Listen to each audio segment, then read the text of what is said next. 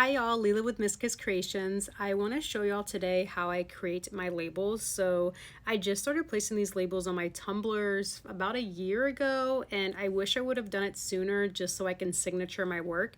But you could see that I print these labels out and I cut them, and I also epoxy them into the tumbler, as you can see. So it's a very easy process, and I highly recommend you guys start doing this immediately. All right, let me show you how I do this. So I use Cricut Design Space. I'm going to upload my image, which is my logo for my business. And then I'm going to size it however way I want it sized. I already have some made here. And then I'm going to click, not images, but shapes, and add a circle. You can add any shape you want, but I just add a circle.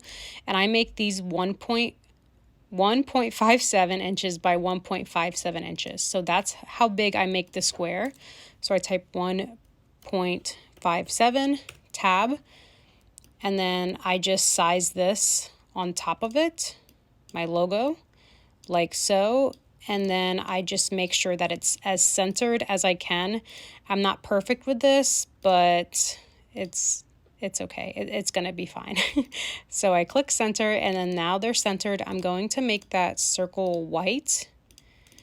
And then you want to select both of the images, and you're going to go down here to flatten, and that's going to flatten them together, but it's going to allow the Cricut to just cut around the circle and not cut the logo itself. So, and then all I do is I copy and paste all the labels or all of the images right here.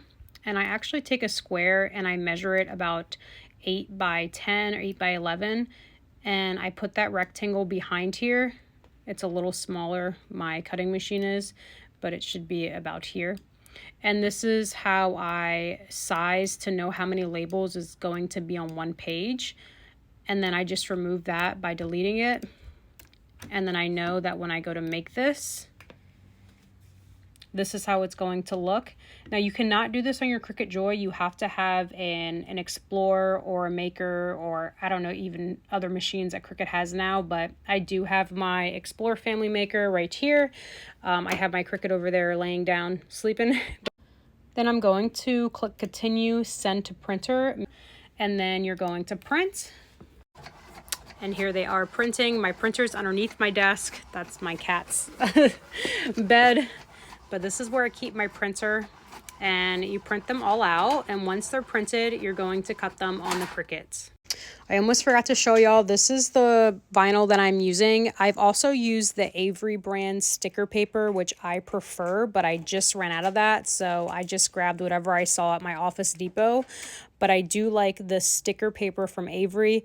It's basically printable vinyl, but this is the brand that I have. You can find many brands on Amazon.